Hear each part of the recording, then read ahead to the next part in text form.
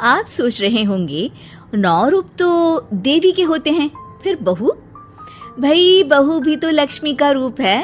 तो जब बहू के पैर पड़ने से घर में समृद्धि आती है तो और क्या क्या होता है, जरा देखिए।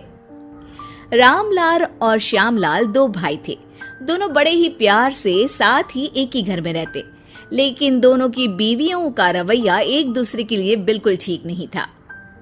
एक दिन रामलाल की बीवी कहती है, अरे रमा, ये क्या कर दिया? सारा कचरा पूरे घर में फैला दिया। माफ करना दीदी, मैंने रखा तो एक ही जगह था, लेकिन हवा इतनी तेज चली कि उड़ गया। अभी उठा देती हूँ। हाँ हाँ, जल्दी करो।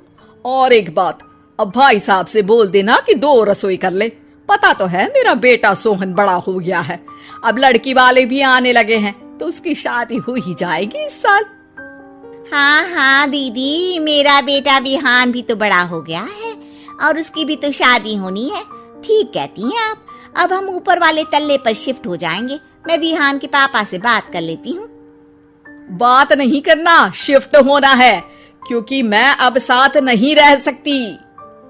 हाँ हाँ दीदी, ठीक है ना। फिर क्या, हो जाते हैं एक घर के, एक परिवार के 2 टुकड़े और 2 रसोई, दोनों के बेटों की शादी। और फिर शुरू होती है कहानी। अरे मेरी बहू तो ढेर सारा दहेज लाई है। ये देखो, बड़ा टीवी, एसी, कार और गहने भी। दीदी, ये तो बहुत अच्छा है, लेकिन है कहाँ आपकी बहू? अब वो सो रही है। थोड़ी रिजर्व टाइप की है ना, अपने ही कमरे में रहती है और ज्यादा बात भी नहीं करती। तभी रमा की बहू की आवाज आती है, माँ कहाँ है आप? जल्दी आइए, नाश्ता ठंडा हो रहा है और मुझे भी भूख लग रही है। आ रही हूँ बेटा, रुक। दीदी चलूं क्या? ये लड़की मेरे साथ ही बैठकर खाती है, वैसे भी भूख लगाई है। ये बोलकर वो चली जाती है। तभी श्यामा की बहू बाहर आती है और बाहर की ओर जाने लगती है। अरे बहू, कहीं जा रही हो क्या? क्या है माँ जी, बिना बात के ठोका मत करो। जा रही हूँ मैं। वैसे भी मेरे पापा ने कार घर में रखने को तो नहीं दी है ना। अरे नहीं नहीं बेटा, बिल्कुल बिल्कुल, घूमो घूमो। मैं तो कहती हूँ मुझे भी साथ लेकर जाया करो, साथ ही घुमा करेंगे। अरे नहीं नहीं, मैं आपके साथ बिल्कुल भी कंफर्टेबल नहीं हूँ। वैसे भी मैं शॉपिंग में जा रही हूँ, कहाँ आपको टांगती फिरूंगी। ये बोलकर श्यामा की बहू निकल जाती है। तभी उसके कान में ऊपर वाले तल्ले से हंसने की आवाज आती है। और ये कौन इतनी जोर जोर से हंस रहा है? ऊपर जाती है, जहां वो देखती है कि रमा और उसकी बहू साथ बैठकर बातें कर रही होती हैं। फिर तो मम्मी जी इतना मजा आया कि मैं क्या बताऊं।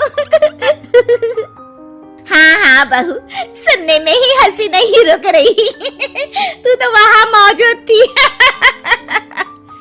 तभी दोनों की नजर श्यामा पर पड़ती है। अरे ताई जी आइए ना, आइए। वो उनके पैर छूती है और फिर चाय बनाकर लाती है। श्यामा अकड़कर कहती है, अरे नहीं नहीं, मैं चाय वाय नहीं पीती, बस हंसने की आवाज आ रही थी तो सोचा बता दूं कि टीवी की आवाज धीमी कर लो। अरे टीवी, वो देखो दीदी, धूल खा रहा है, वक्त ही नहीं मिलता देखने का। बहू के साथ वक्त कैसे बीत जाता है, इसकी बातें और किस्से कहानी किसी सीरियल से कम नहीं होते। श्यामा को खुशहाल रमा को देखकर जलन होती है। हाँ हाँ, मैं तो तंग आ जाती हूँ इतनी सारी बातें करके, मुझे तो सुकून पसंद है।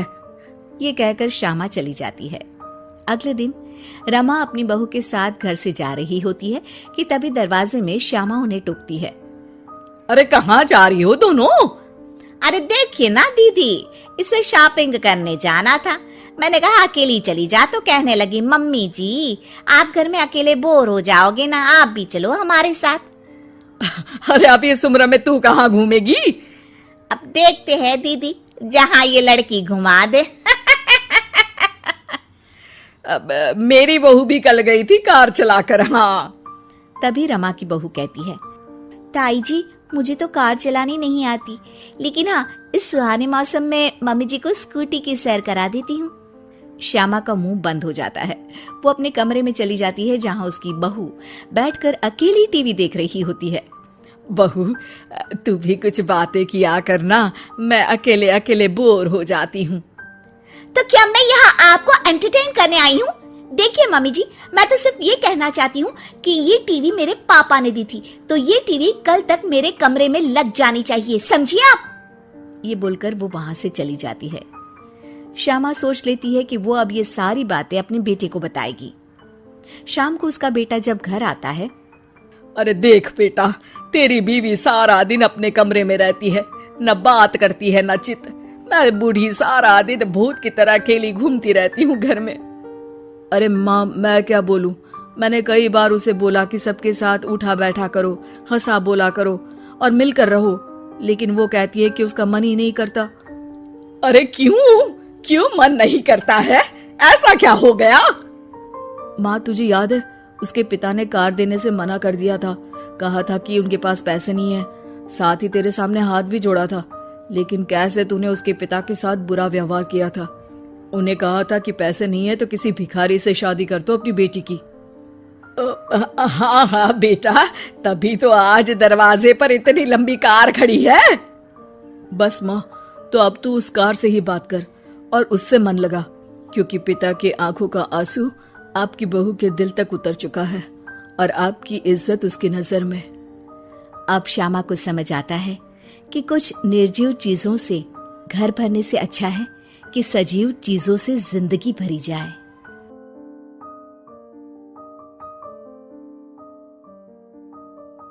हूँ इतनी सारी बातें करके, मुझे तो सुकून पसंद है। ये कहकर श्यामा चली जाती है। अगले दिन रमा अपनी बहू के साथ घर से जा रही होती है कि तभी दरवाजे में श्यामा उन्हें टोकती है। अरे कहाँ जा रही हो दोनों? अरे देखिए ना दीदी, इसे शॉपिंग करने जाना था। मैंने कहा अकेली चली जा, तो कहने लगी मम्मी जी आप घर में अकेले बोर हो जाओगे ना, आप भी चलो हमारे साथ। अरे अब इस उम्र में तू कहाँ घूमेगी? अब देखते हैं दीदी, जहाँ ये लड़की घुमा दे। अब मेरी बहू भी कल गई थी कार चलाकर। हाँ। तभी रमा की बहू कहती है, ताई जी मुझे तो कार चलानी नहीं आती, लेकिन हाँ, इस सुहाने मौसम में मम्मी जी को स्कूटी की सैर करा देती हूँ। श्यामा का मुंह बंद हो जाता है। वो अपने कमरे में चली जाती है जहाँ उसकी बहू बैठकर अकेली टीवी देख रही होती है। बहू, तू भी कुछ बातें किया करना, मैं अकेले अकेले बोर हो जाती हूँ। तो क्या मैं यहाँ आपको एंटरटेन करने आई हूँ? देखिए मम्मी जी, मैं तो सिर्फ ये कहना चाहती हूँ कि ये टीवी मेरे पापा ने दी थी, तो ये टीवी कल तक मेरे कमरे में लग जानी चाहिए, समझिए आप। ये बोलकर वो वहां से चली जाती है। श्यामा सोच लेती है कि वो अब ये सारी बातें अपने बेटे को बताएगी। शाम को उसका बेटा जब घर आता है। अरे देख बेटा, तेरी बीवी सारा दिन अपने कमरे में रहती है, न बात करती है न चित। मैं बूढ़ी सारा दिन भूत की तरह अकेली घूमती रहती हूँ घर में। अरे माँ, मैं क्या बोलूं? मैंने कई बार उसे बोला कि सबके साथ उठा बैठा करो, हंसा बोला करो और मिलकर रहो, लेकिन वो कहती है कि उसका मन ही नहीं करता। अरे क्यों मन नहीं करता है? ऐसा क्या हो गया? माँ, तुझे याद है उसके पिता ने कार देने से मना कर दिया था। कहा था कि उनके पास पैसे नहीं है, साथ ही तेरे सामने हाथ भी जोड़ा था, लेकिन कैसे तूने उसके पिता के साथ बुरा व्यवहार किया था। उन्हें कहा था कि पैसे नहीं है तो किसी भिखारी से शादी कर दो अपनी बेटी की। हाँ बेटा, तभी तो आज दरवाजे पर इतनी लंबी कार खड़ी है। बस माँ, तो अब तू उस कार से ही बात कर और उससे मन लगा, क्योंकि पिता के आंखों का आंसू आपकी बहू के दिल तक उतर चुका है